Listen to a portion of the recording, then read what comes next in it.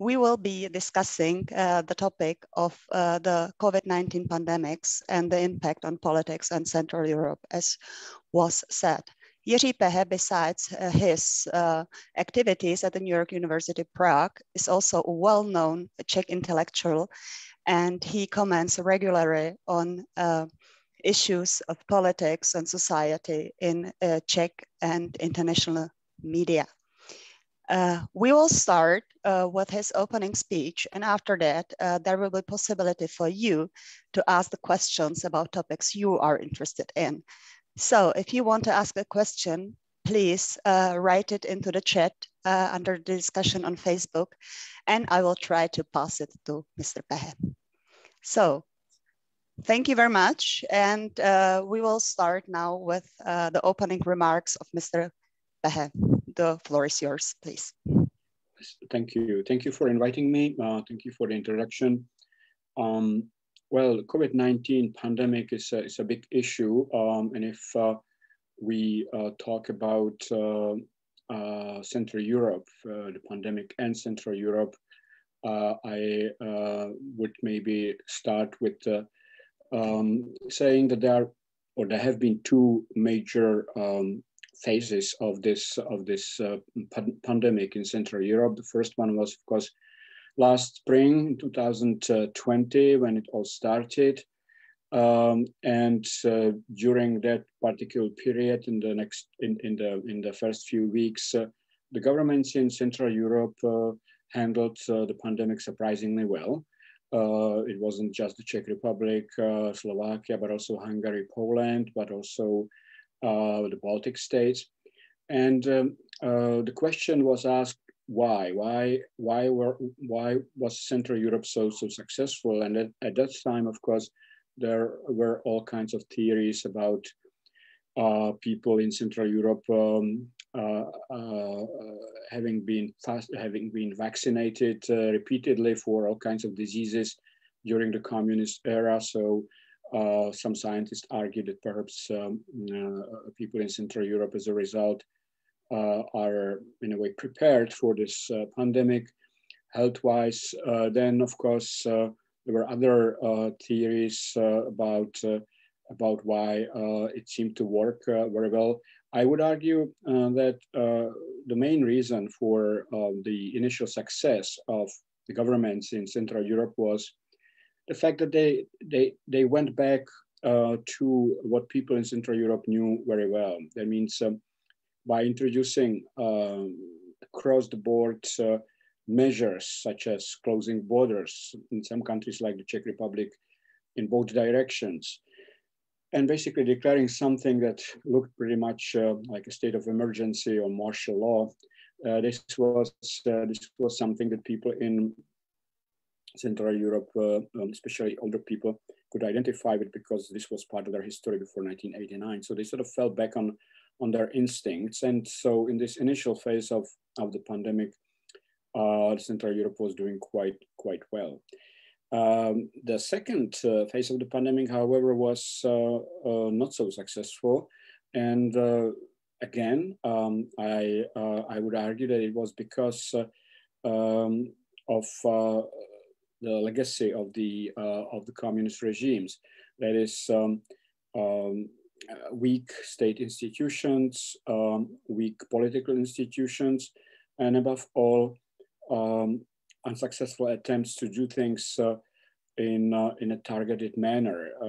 In the Czech Republic, for example, there was a lot of talk about smart quarantine, smart measures, and so on. But it turned out that transitioning from these across-the-board tough measures in the spring of 2020 to these smart measures was not easy. At times, it seemed to be impossible, simply because the state institutions in East European countries were not equipped for that kind of smart approach. All of the Central European countries, post-communist countries, have weak state administrations. Civil service institutions are not very well protected from political pressures. And so it turned out that in combination with populist political leadership, this transition to what these states called smart approach was a recipe for disaster. And that actually happened in the fall of 2020. And again, at the beginning of 2021, in some countries, such as Hungary, the state of the epidemic is still tragic. Some other countries, such as the Czech Republic, went through some very tough times in January, February, and now after introducing tough measures, they seem to be coming out of it. But if there are any lessons, I would argue that it is, as I said, weak institutions of the state, which are highly politicized and unable to organize things on their own. And also, all of these countries are currently led by political leaders who are in one way or the other populist, and they were trying to please people at the time when they should not have done so. And now we are paying the price. Thank you very much. I have a first question from our participants, which is closely connected to what was said. You were criticizing the system of the government in the Central European countries, and we would be curious if there is any actually other system which prevailed and has proven to be better than our system in the crisis. Yes, so there have been a number of studies on this already. Of course, we are with this pandemic for more than a year. And those studies suggest that that the determining factor is not, as many thought, whether we are a democracy or a slightly authoritarian regime. What really matters is a high level of trust between the institutions of the state and citizens. So the citizens have to have a degree of confidence that they're not only political leaders, but above all, state institutions are able to respond well, quickly, and so on. So one could see that some states, such as Singapore, which is certainly not a model democracy, in fact, it's not a democratic regime at all, did very well. Because the level of trust between the government and citizens is quite high, and the state administration worked. The same is true about some other countries where the trust between the government and citizens, especially between the state and the citizens, is high. For example, some Scandinavian countries, and so on. Then, of course, there were aberrations which were caused by probably geography. For example, all island states did very well initially. Iceland, Greek islands, then of course Taiwan, and some other countries which were able to prevent people from coming from the outside, and they were able to handle the situation quite well. And what is really interesting, and maybe that deserves a deeper discussion, it's not entirely scientific, but it's an observation. All states which are headed by women have done exceptionally well.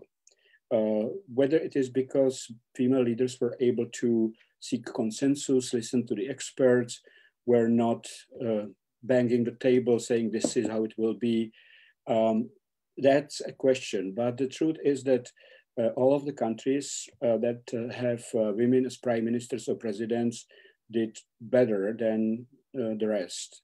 We are talking about Scandinavian countries, of course, Denmark, Norway, Finland, Iceland, Taiwan, And also in Europe, Germany did quite well in comparison with some other countries, and of course would probably have done even better if it's not was or if it were not federal some of the measures in some of the Länder. So it is certainly a lot to look at, but yes, there are all kinds of factors that that have played a role, and one could say that certainly in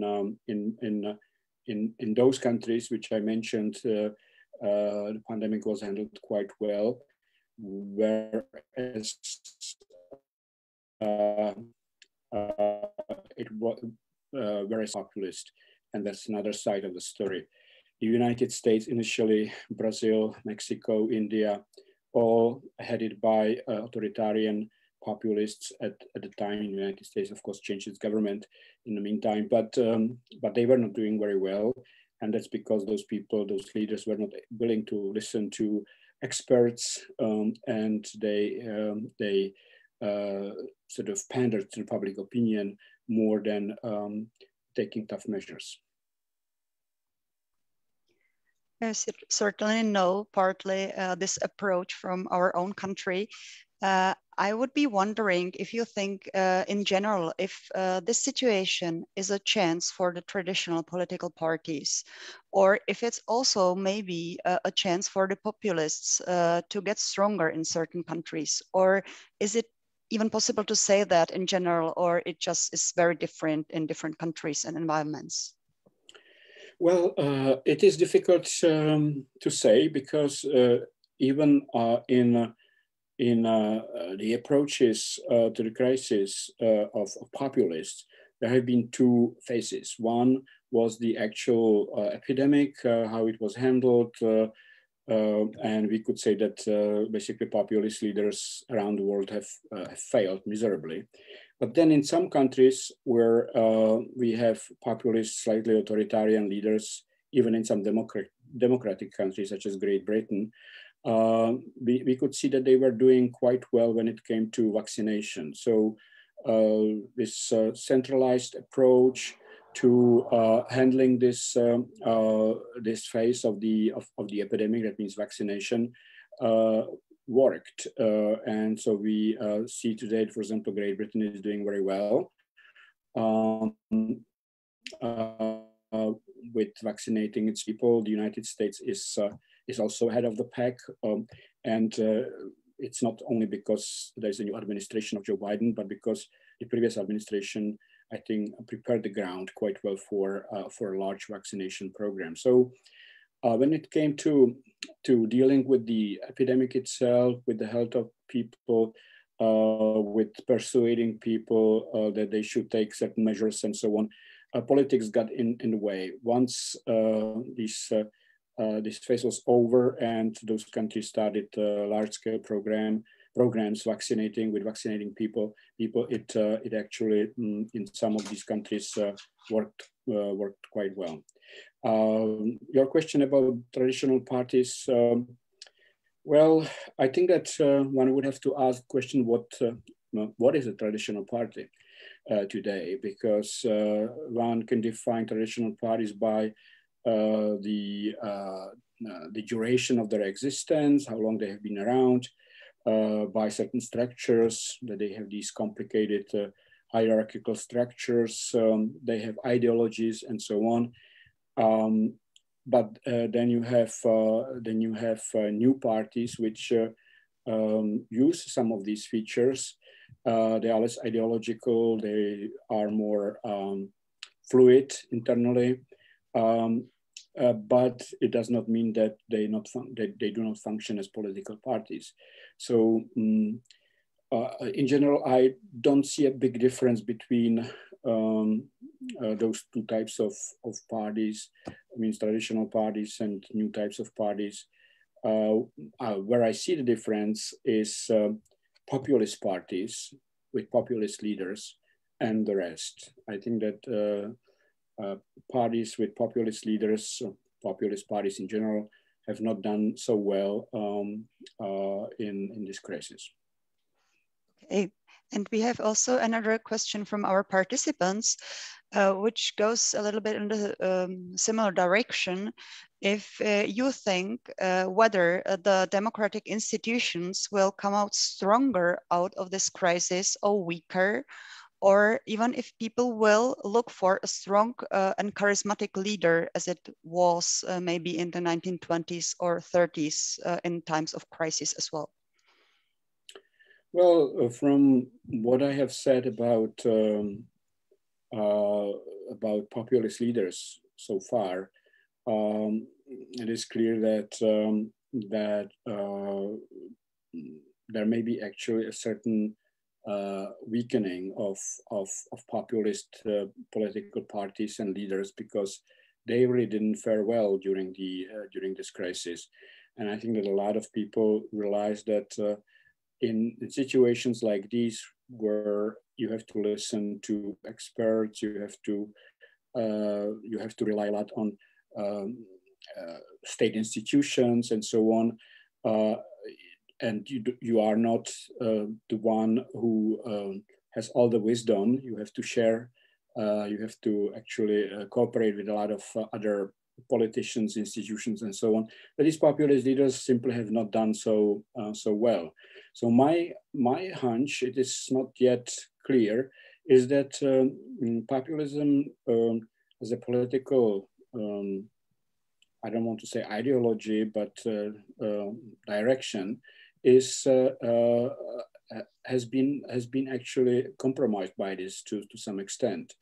We will see whether it means that we will go back to traditional parties with traditional ideologies, or whether we will go to some new parties, but not populist parties. We can see, for example, in Germany right now that the Greens are leading opinion polls, and that's certainly a party which we could call a new party, but at the same time it's already also a traditional party to some extent. So this is a difficult question because we don't have enough data to analyze at this point.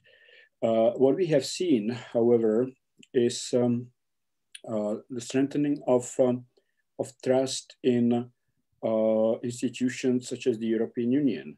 And that is very interesting, because people felt during this crisis that this is a global affair. This is something that national state or nation states cannot handle on their own. And they were looking for help from the outside, some coordinated approach. And the European Union, of course, initially wasn't working very well. It was slow in responding, partly because, of course, healthcare is not one of the areas which is handled from Brussels. Each state has its own healthcare system. But then Brussels got its act together. It came up with this huge financial package to help its member states. It has coordinated a lot of other efforts. And I think that it has really strengthened trust of many people in particularly in this institution, but also in some other international institutions, because we can see that without, for example, vaccinating people in poor countries, which it will not be possible without without international help and coordinated efforts, that our own efforts to deal with this pandemic will be futile, because of course, it may be very, for some people, very soothing that we will be all vaccinated in the Czech Republic or in Germany. But if India or African countries are not vaccinated, the world will be a very unsafe place. Mm-hmm. Sure. I'm quite surprised that you talk so positively about the European Union, because it was heavily criticized for the vaccination campaign. And in the Czech media, for instance, this criticism was very broad and very loud. Do you think this criticism is fair, or is it exaggerated? Well, I think that it is unfair to the European Union, because the European Union, of course, acted as one institution that commissioned vaccines, and as a result, individual states could get vaccines cheaper. Some states decided to use this common approach, but also go their own way. And they actually bought vaccines on their own, but as a result, those vaccines were more expensive. There was really no ban from Brussels on doing this. So I don't think that the union is here to take any blame, because quite obviously it in the end did what its member states decided or wanted it to do, and at the same time everyone knows that the European Union is sort of a huge cumbersome project, and as a result things go slower, happen more slowly than in some countries that can act because of their size and so on quickly, such as Israel, for example. So there are always compromises to be made, and I think that especially countries in Eastern Europe, which could not afford easily to purchase vaccines on their own outside this European system because it would be more expensive, actually have benefited from it. Of course, the price is that it's a bit slower than in the United States or in Israel or in some other countries, but some European countries which are members of the European Union, such as Denmark, have done exceptionally well. So it also depends on the particular national government. Mm-hmm. Denmark has been mentioned quite often as the best practice example of how to handle COVID in the European Union. Would you agree with that?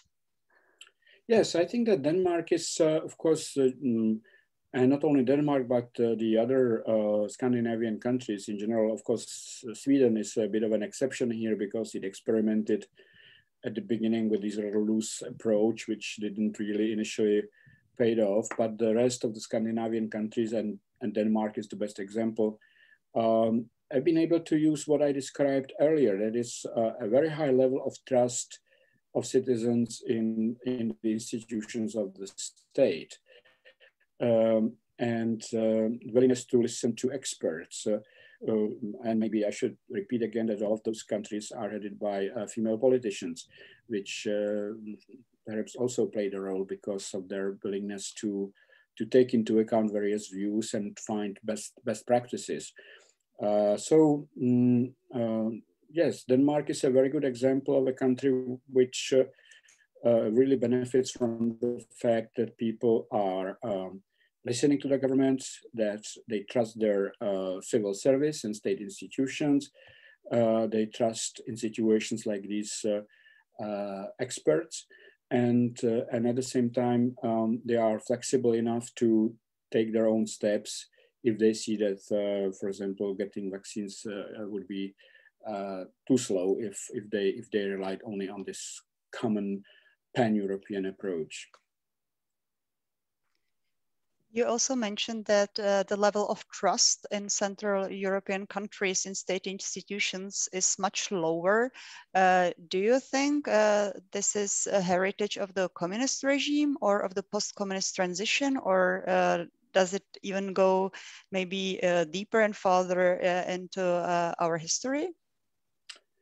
All of those things, I would say. Certainly it's a legacy of the communist era where the state was, so to speak, oversized, omnipotent, but it wasn't very efficient. And then after the fall of communism, a lot of people blamed the state, which they associated with the Communist Party, for a lot of things. So the initial impulse by many politicians, especially right of center politicians, liberal politicians, was that the state should be diminished and that the state state institutions, strong state administration are sort of suspect. And so in the first 20 years, certainly we saw a lot of efforts to cut various state services. A lot of politicians in Eastern Europe were mesmerized by neoliberalism. That means small state and a lot of emphasis on the invisible hand of the market and so on. And all of that played a role. And also the process of transition by nature was very tempting for a lot of politicians, a lot of leaders to assume power, which in normally functioning democracies, politicians do not usually get for a variety of reasons.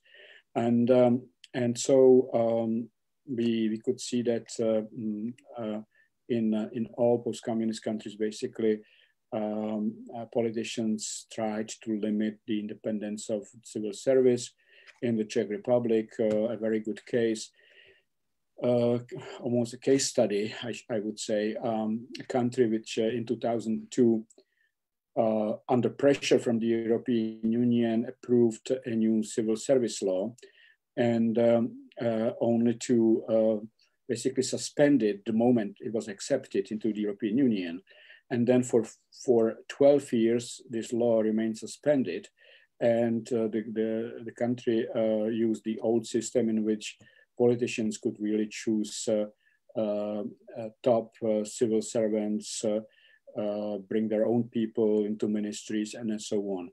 And it was in 2014 when the Czech government was actually forced by the European Union under pressure, under threat, that its subsidies would be cut to adopt finally a civil service law. A pretty good civil service law, I should say, overall, but it lasted for about 2 years only. And then when the government of Mr. Babiš came to power, one of their first steps was again to limit, to actually cut some of the provisions in the civil service law so they could bring their own people into ministries and so on. So there's this temptation, there's this misunderstanding, I would say, on part of a lot of post-communist politicians that they know better. They know how to run things, and they don't need a civil servant who will tell them, no, this is how it's supposed to be run. These are the laws, these are the norms, and so we have of course in comparison with Western Europe that problem. But your question about the more distant past is also very relevant, because we of course inherited a rather cumbersome, oversized and not very efficient state administration from the Habsburg Empire already, and that was something that was actually described in literature as a rather nightmarish system. And then the communist era came, and I would argue that this system of inherited from the Habsburg times got married to the communist system, and it created the worst of possible systems. And we are coping with this legacy still, and it's been 30 years, but we are certainly not out of it yet.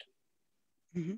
Sure. What we could see in the crisis we are still living through is that the people are also not very willing to respect the laws which are imposed, and that also the state is not capable of enforcing those laws. How problematic is that, and can it have a longer impact on the society as such? Well, it all goes together, of course. What we inherited from the communist times was a degree of disrespect for law, because it was not a law that was supposed to serve people, but to oppress them. in general. And so people were in a way trained to find all kinds of loopholes and bypass the law and so on. It was under communism, it was a national sport to beat the system, so to speak, to be smarter than the system. And this is something that we have brought with ourselves, with us to the new regime. And so a lot of people really still do not understand that the laws that have been accepted, adopted in the last 30 years are ours. They are laws of a democratic country, which adopted them in a democratic process, and that we should respect those laws. So we can see in this current crisis, in the epidemic, how many people are really disrespectful of the governments and the laws and various restrictions, and that is certainly something that is partly, at least, a legacy of the previous regime. Mm-hmm. Thank you very much for this explanation. I think it will be particularly interesting for our German participants.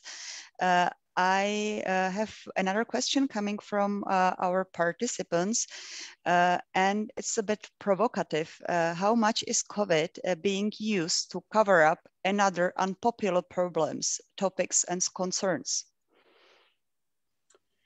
Well, of course, it is tempting for politicians anywhere to use a calamity such as the COVID epidemic to divert attention from other pressing problems. But I would argue again that it depends on, it differs from a country to country, because some countries will certainly try to use the COVID epidemic and the government and governments dealing with it to say, look, we don't have time for other important issues right now because we have to deal with this. And then you have countries which have the capacity, at least again, I will go back to the civil service, they have the capacity to handle more issues than just this. But I would say that it is misused, certainly. It has been widely misused, especially by countries that are run by populists, and in all kinds of ways, not just putting the COVID epidemic first, but sometimes turning things upside down and saying, you know, we don't need to deal with this and so on. But still, even if you say that, then the COVID problem stays in front of everything else. So, but I would argue that it really depends to a large extent on the quality of government in each individual country, and it would be very difficult to say there's a rule that applies everywhere. Sure, but also in countries which are run quite well, such as Germany, for instance, we have seen examples of lobbyism throughout the pandemics, maybe of corruption. Do you think this is something which is like normal, or is it very common in crises like that, or does it have a new quality? All crises such as this one, of course, are a great temptation for people to make money, to get richer, and so on, because a lot of things do not happen in a normal way. They are extraordinary measures, state of emergencies, and so on. Even the procurement of certain goods is streamlined, so it's not what we are used to normally. And then, as a result, of course, you will get in each country, even a country with otherwise a good democratic record and low corruption, you will get people who will try to take advantage of this, and they will think, oh, wait a minute, there is a need for face masks, and and I could bypass the system, do this, and maybe I could make a few €100,000 on the side. And that's of course always a danger in crises like this one. In the Czech Republic, we are still dealing with issues which are tied to the procurement of hygienic material, masks, and so on. No one really still knows how some of these things were ordered, how they were paid for, and it will probably come out later. But of course, as I said, in a crisis like this, this is a great temptation for a lot of people to make some money. Mm-hmm. We also have seen a lot of lobbyism in terms of the restrictions in different fields. And there has been a lot of dispute over opening schools or football fields first, or opening the businesses or closing the services and so on. Do you think that lobbyism actually influenced the political decisions in those fields as well? Yes, I think that obviously in a crisis like this, when everything is suspended and people are losing money, entrepreneurs, businessmen, but also sports associations and so on. There's a lot of pressure on politicians to make exceptions, to say, for example, we will close this and this and this, but this will stay open because we have a particular reason for it. So again, it's a very, I would say, great temptation for some politicians to make concessions to certain lobbies, because of course, in desperate times, people do desperate things. And if you, for example, run a football club, a soccer club, or a league of soccer, and you know that you are losing every day because of the restrictions, you are losing hundreds of millions from uncollected fees, low sales of tickets or no sales of tickets and so on, then of course you will probably try to lobby with politicians to make an exception for you. And that of course creates all kinds of problems for what I talked about initially, and that is the trust of people in the government, because in the Czech Republic, for example, we have now a gradual opening. The restrictions are being relaxed, but they are being relaxed in a way that many people keep questioning, because while schools are not fully open and restaurants are not open,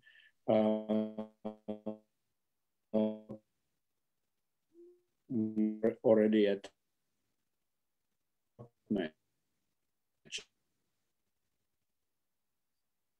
how was this decision made? Who made it and why? And one can sense very strong lobbying pressures behind all this. Do you think this is the reason why people are not willing to respect the restrictions, because they think they are unfair? I think that there are two reasons. One is, of course, just the duration of the whole epidemic. It's been too long. People were willing to put up with all kinds of restrictions initially because they thought it would be over in 2 months, 3 months. But this has been dragging on, and that is, of course, a big problem because then people will start doing things which are not, which they would not do otherwise. They simply don't want to live like this. But I would say that it is easier to handle all of this, even this kind of psychological pressure. It's easier to handle in countries which are transparent, which make decisions in the most transparent way, and those decisions are logical. And there is some kind of predictability. So those countries that have been able to make decisions such as we will restrict this and this in a predictable way, and they gave people some kind of hope that if they cope properly, if they respect these measures, they will be able to see the light at the end of the tunnel in 2 months. Then, of course, it works better than in the countries where the governments change their decisions every day. They do not communicate well. And of course, we are now broadcasting from one of those countries where the government has been extremely chaotic and unable to give people any kind of far plan, and it has taken its toll on people's willingness to respect government's restrictions, policies, and of course, a lot has been said about the need for better communication and for doing things more transparently, but it has not happened. And it goes back to what I said at the beginning, that you probably can do such things only in a country where you have transparent institutions, efficient institutions, not a country where so much depends on 1 or 2 politicians who actually dictate what will happen. Sure. You mentioned the importance of communication. Are there maybe some best practice examples of communications? What can help in this regard? I think what can help is first making things clear. A lot of these measures that are being adopted in various countries are sometimes very difficult to understand. The logic behind them is not easy to understand, and so I think that sometimes less is more. If you have a government like here in the Czech Republic, where the Minister of Health is on television every other day, explaining what his ministry and the government will do, and sometimes contradicts himself and says things that contradict his plans from 2 days ago, then of course that creates all kinds of problems. So I think that what is really the key in good communication in a crisis like this is predictability. It's clear criteria, and sticking to those criteria is also very important. To give you an example, in the Czech Republic, we had, after the spike in the number of cases in the fall of last year, the new Minister of Health, Mr. Blatný, came up with a system of indicators called Pehe, which was an abbreviation, but it means dog in Czech. And the system was quite predictable, well designed, because it said, okay, if these and these and these things happen, if we have these and these numbers in terms of people infected, dying, hospitals, and so on, then we are at this level. We are, it means that we are on the scale of 1 to 5. That's how the system was devised. We are on the level, let's say 3. And if we are on the level 3, that means that these and these measures are in place. People cannot, children can go to school, these and these establishments are closed, and so on. So that was understandable and quite predictable, and it worked for about 2 or 3 weeks.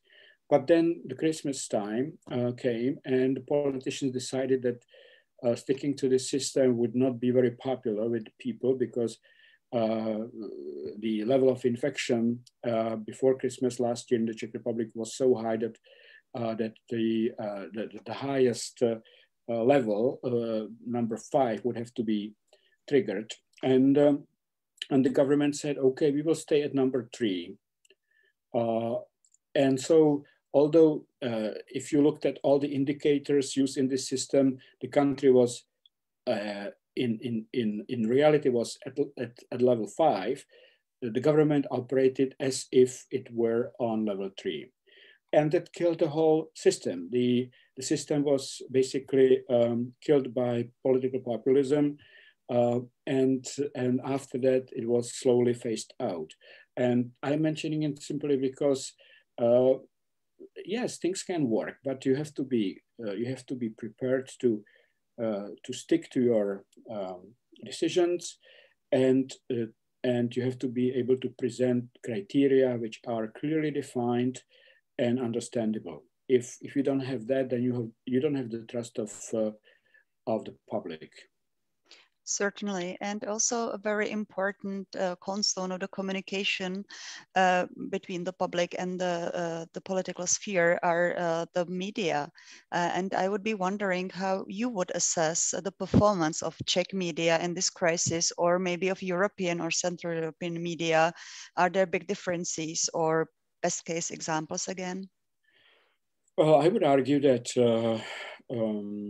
of course, in the media, private media, there has been a lot of sensationalism. There have been a lot of attempts to play with disinformation and so on, or with unverified theories, because it actually brings a lot of attention to those media. So in the Czech Republic, we have seen during this crisis so-called experts, some of them very well respected people in their fields, who decided that these and these restrictions are not right, or some of them even argued that that we don't really need any kind of restrictions, because this is like a flu, and so on. And of course, that you cannot prevent this from being played out in private media, because it's kind of material they live on, and so on. But I would say that in general, the public media in particular have been quite good, and also I think that especially those countries that have good public television, public radio, they have been able to give people good explanations, rational discourse, and so on. In the Czech Republic, certainly it's a case. And you can see how the countries where the public media have been basically either killed by the governments or compromised, such, for example, in Poland or in Hungary, how they actually were struggling. The government was struggling with its attempts to get a trustworthy message to the public, because you can have a trustworthy message or a message that is sort of supported by real arguments, but if you deliver it through a state television, which has no independence from the government, then you are immediately suspect of manipulating and so on. So I would say that the countries that have good public media have done in general better than those countries where public media have been politicized. And do you think the crisis can strengthen the position of public media for longer term? Well, I think if you look, I cannot really judge it by, I'm not a good judge for other countries. I mean, I follow German media, public media, but the German public media have traditionally been strong and very well respected. But in the Czech Republic, certainly you can see that Czech television and Czech radio have actually benefited from this crisis, simply because if people really want reliable information, they go to them. And it actually is confirmed by a number of public opinion studies, which show that the trust in public media has increased significantly during this crisis, for good reasons. Mm-hmm. Okay, that would definitely be one of the positive outcomes of this crisis if it happens. Thank you for that. I have another question coming from the audience, which is coming back to the question of the civil servant law. And the question is, what is the proper level of depolitization of civil service? Is there any way how to measure that? Well, a very good question. I don't think that there is any ideal model that you can say this is the model because we have thought about what's ideal, and this is what we think should happen in every country. Countries have different cultures, different histories, and so one has to take into account, I think, that one has to take into account political history and traditions of each country. But in general, I think that the majority of EU countries have a model in which the state, the civil service is depoliticized to the level of deputy ministers. There, in this system of civil service, there is usually someone who presides over this system and shields civil servants from political pressures. In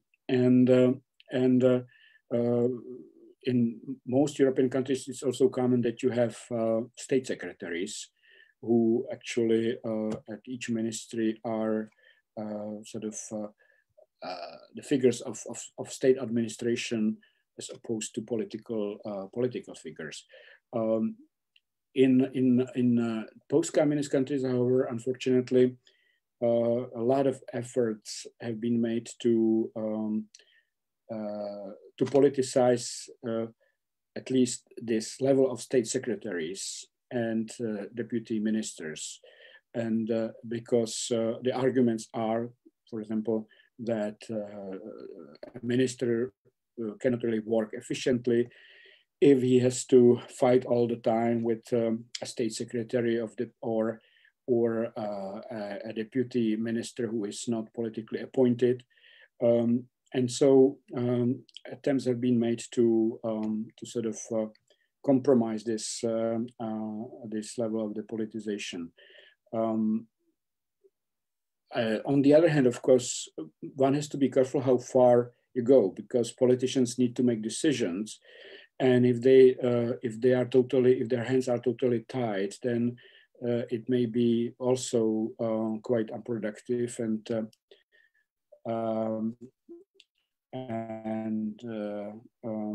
we can see a parody of that in the famous British TV series, Yes, Prime Minister. We certainly all have watched that. Thank you. You were mentioning the political pressure, and my next question would be, both Germany and the Czech Republic are heading towards very important elections in the autumn. To which degree are the current decisions during the COVID pandemics being influenced by these upcoming elections? Well, unfortunately, quite a lot. In the Czech Republic, we already saw how calculating with the election results may actually influence the rationality of political decision-making. Because last year, of course, in October, we had regional elections and Senate elections. And the government of Mr. Babiš was unwilling to make to accept certain restrictions which were necessary at the time, because they wanted to give people the feeling that we are still doing quite well, and people don't have to do certain things and so on. To be more concrete, the elections were held on October 9, and when the school year started and the students and pupils went back to schools, the suggestion of the health ministry was that they wear masks. The prime minister said that it will not happen because this would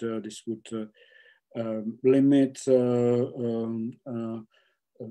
students' ability to socialize and educate themselves and so on. So it was not done. The result was, of course, that we had a huge spike in the number of cases in the second half of October. In November, the Czech Republic became the most infected country in the world. If we count the number of cases per 100,000 people. And it was all because I think this unwillingness of politicians to take, accept certain steps because they didn't want to upset voters before the elections. So now we have elections coming up in the Czech Republic, in Germany. In the Czech Republic, we can already see how the government is really trying very hard to show that it will be able to relax very tough measures that we have now in place, because a lot of people are unhappy with the government for not being very systematic and for basically getting us into this third wave of the COVID epidemic. But the question is whether we really are in a position to start relaxing some of the measures. In some countries, when you have 100 people per 100,000 who are infected per day, then it's a reason for alarm. And that's when you start accepting restrictions. Here, we have still, in most regions of the Czech Republic, we have higher levels, and the government is already trying very hard to relax some of those measures. I understand that the patience of the people is not endless, unlimited, but unfortunately, especially if you have a populist government, led by populist politicians such as Mr. Babiš, some measures are clearly adopted, regardless of what experts say, and with this political agenda. In Germany, it's more complicated, I think. Germany, in general, I feel, is a more rational country than the Czech Republic. It has a very high level of political rationality in the system.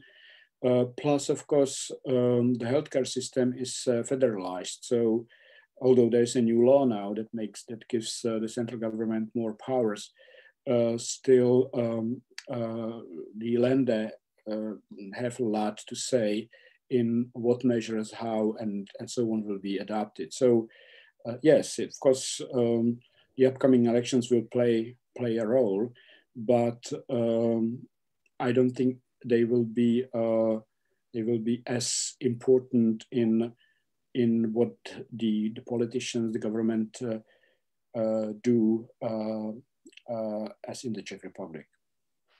Thank you. You mentioned that there are differences between the Czech Republic and Germany, and have been large differences in the approach towards the crisis. And we have seen also unilateral steps as border closures, stuff like this. The transport connections aren't so usual nowadays as it is to normal times.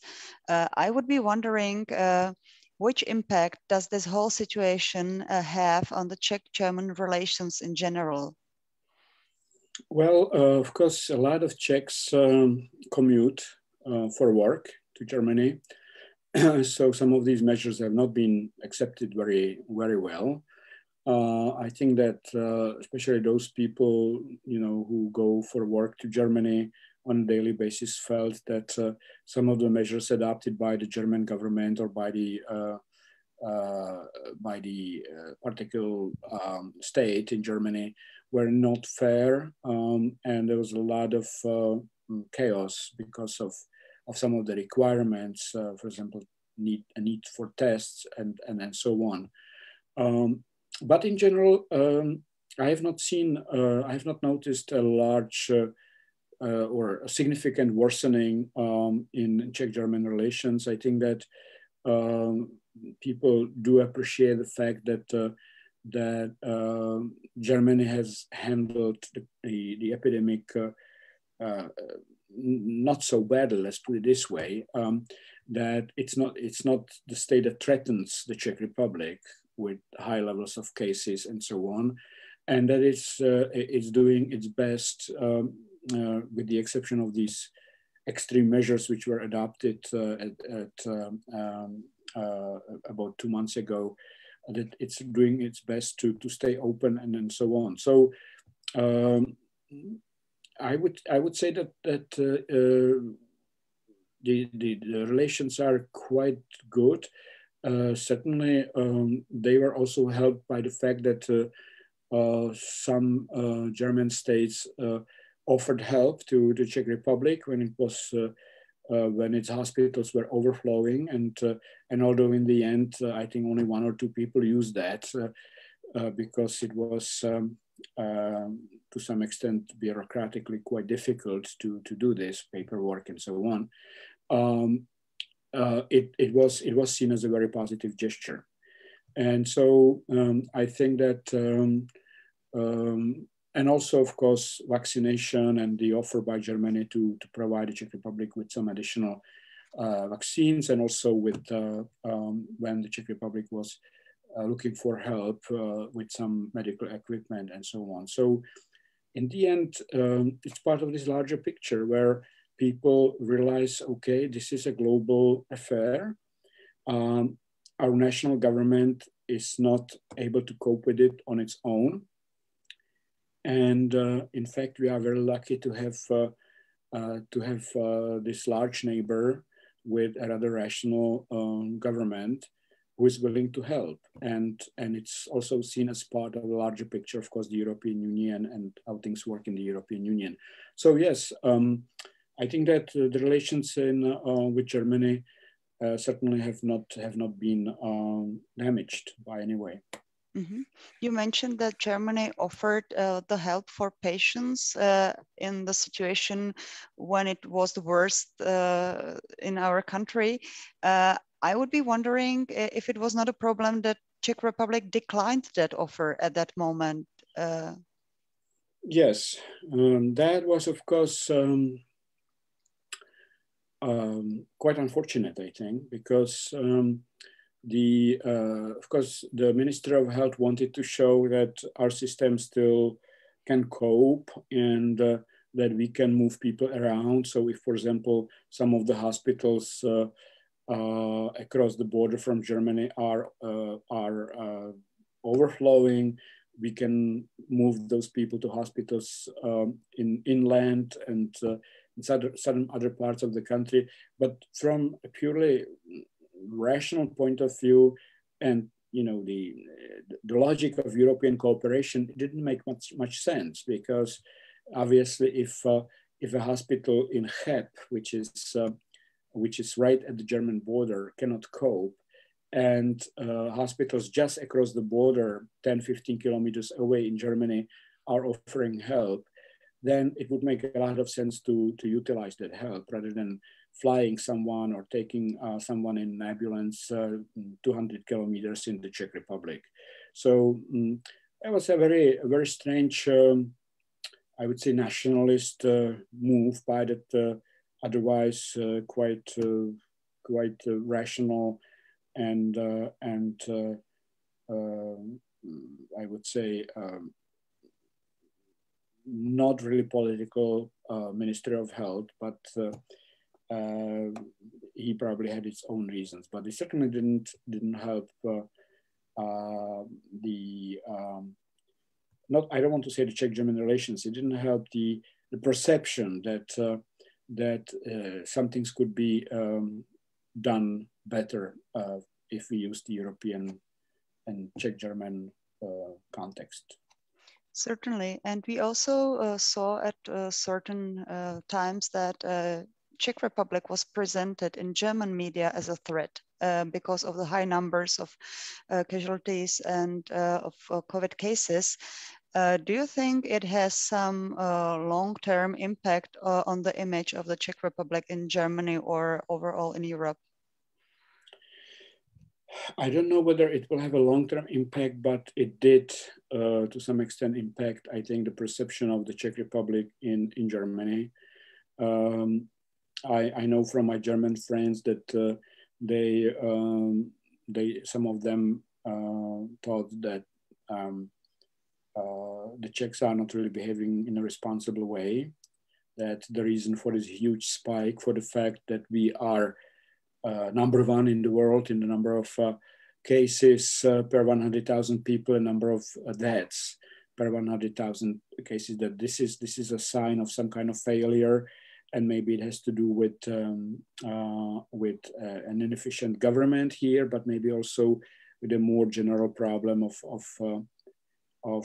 lack of responsibility on part of people in general. So yes, it did have some effect on how ordinary Germans, especially those who live in the states neighboring the Czech Republic, view this country.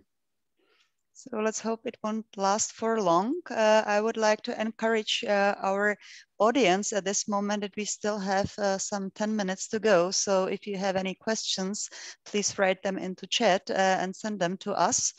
And I will maybe move to another very important field, which is the economic recovery after COVID.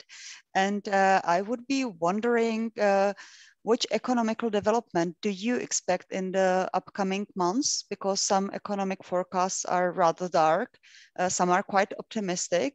So what do you expect? Well, so since we are talking about Czech-German relations a lot in this discussion, I would say that the Czech Republic will do only as well as Germany does. 30%, or actually more, 35% of Czech exports go to Germany. And more than 80% of Czech exports go to the countries of the European Union. So we are a small export-oriented country, which cannot do it on its own. If the German economy for some reason collapses or doesn't do well, no matter what we do, we will not be doing very well. And vice versa. If the German economy starts improving rapidly and there is a lot of demand, then since a lot of products are coming from Czech factories to Germany, the Czech Republic will do well. But that said, we have to say that the Czech government adopted its own measures. It used the fact that the Czech Republic is, of course, one of the countries in Europe with lowest debt, and it was able to borrow or to print, to be quite precise, a lot of money. And that means that the effects of this crisis are not, from the economic point of view, are not as tangible as they would be otherwise. I think that not all of the government programs have been very well run, very efficient. We certainly see a lot of small entrepreneurs and businessmen who say, I never got any government aid, no matter how many papers I filled out, and so on. But in general, I think if you look at the numbers, the situation is not so bad. And if you look, for example, at the rate of unemployment in the Czech Republic, still after 1.5 years of COVID epidemic, we have one of the lowest unemployment rates in Europe, if not the lowest. So I think that it will of course have some effect, maybe with a delay, but a lot will depend on how things go in the European Union. For a country like the Czech Republic, of course, the package, emergency package, that was adopted by the European Union is extremely important, because it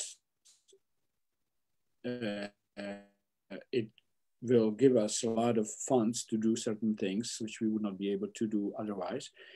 But what is even more important, that it targets certain areas. It is devised in such a way that, for example, the green economy should benefit, digital technologies, and so on.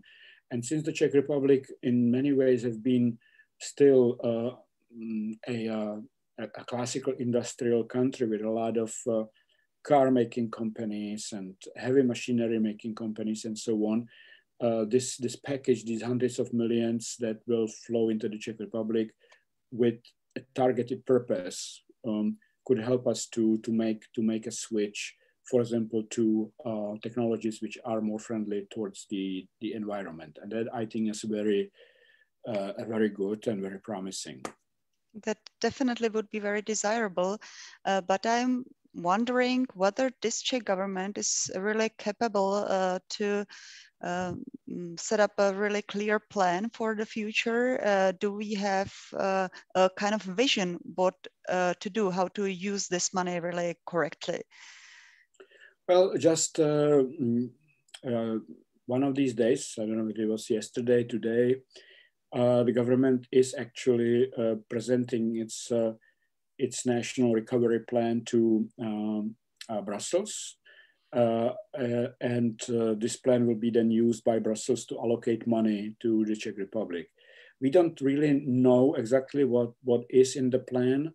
And to answer your question more specifically, given our past experiences, there are reasons for doubts that it will be designed in a way that is most helpful to the Czech economy, to doing those things that we could do if we used it productively. But at the same time, since there is so much pressure on, for example, green projects, because you have to certain number of funds, certain number of money, you have to use just for example, changing the fighting the ecological problems and so on. So it pushes the country against its will to do certain things, and that is helpful. Just like when the European Union pushed the Czech Republic to adopt a civil service law. We do know that then the Czechs try to do their best to undermine the law, but at least something is in place. Without the European Union, it would not be in place at all. What is really important is also who governs here. As I said, in general, state institutions are not very strong. Civil service is not very strong, and that, of course, may slow down some of the efforts and may actually be an obstacle in using the money from the European Union productively. But if we have, for example, a government, as opinion polls suggest now, led by the Pirates, which is this centrist, despite its name, of course, it's not an anarchist group, but a centrist liberal party of young people mainly, who really are at home with digital technologies and would like to modernize the Czech civil service and state administration, and also are very much in favor of green technologies, then perhaps it could be used productively. If we have, after the elections in October, if we still have in power populists, and we will still have projects in which, from which money is diverted to unknown causes, then of course it may be less effective. So we have to wait and see. But certainly in the Czech Republic, at least, not so much in Germany, we are at a very important point right now. We could, after the elections, we could move into what I would call post-communist era, because at this point the country is still ruled by post-communists, and that would mean a generational change and also a change of the outlook. Younger politicians who are more European and see a need for modern technologies and so on. If that doesn't happen, then of course a lot of that money that is headed for the Czech Republic may be actually wasted. And quite frankly, as Czech Commissioner Věra Jourová, who is responsible for best practices in the European Union, said, the Czech Republic would be the first country against which this new provision in the tied to the emergency package could be used, the rule of law provision, which says that if there is if the money is not used in line with the European laws, subsidies could be stopped or streamlined. So a lot is at stake here in the Czech Republic, and we'll see how it will develop. But of course, since we are talking about Germany, it's also a very interesting development that the Greens are now leading in opinion polls, and that in some ways is similar to what we see in the Czech Republic, that this new party of young people concerned about the environment, ecological issues, new technologies, is leading the polls, and it seems to be the case at this point in Germany as well. So we will see how that will develop. I have one last question, which is about a very different topic, but anyways, I will ask you, it comes from our audience. Do you agree with the statement that Sputnik is a Russian tool of hybrid war?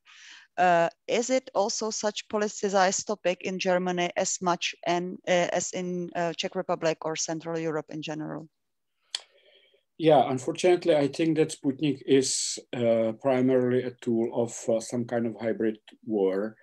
It may not be judged on its own merits. It may not be a bad vaccine in the end. We don't know, because this vaccine has not been subjected to the tests by appropriate, or it's being subjected to the test right now. It's being examined by appropriate European agencies. But in those countries where Russians have been able to export Sputnik to in Europe, in the countries that sort of bypass the common European approach, such as Hungary or some countries in the Balkans, we can see all kinds of problems, or Slovakia, that the Russian side has not supplied proper documentation. It has sometimes delivered, like in Slovakia, Sputnik, which is not identical with the one that was so highly praised in one of the scientific magazine journals. So at this point, I think that it is mainly a tool of Russian propaganda, which is supposed to show that, yes, we can also produce this highly sophisticated product. And hopefully, if it is approved, then this will be over. Then there's no reason not to use it. If the European Union confirms that it is usable, good, that's the end of it. But at this point, it's being used mainly politically. Thank you very much for that, and thank you for joining us in this discussion and for sharing with us so openly and frankly your views. I think you gave our participants a lot of food for thought for the upcoming days of their seminar. So thank you very much. I would like to thank also our audience for the attention. And hope you will have a nice afternoon, and hope to see you again soon. Goodbye. Thank you.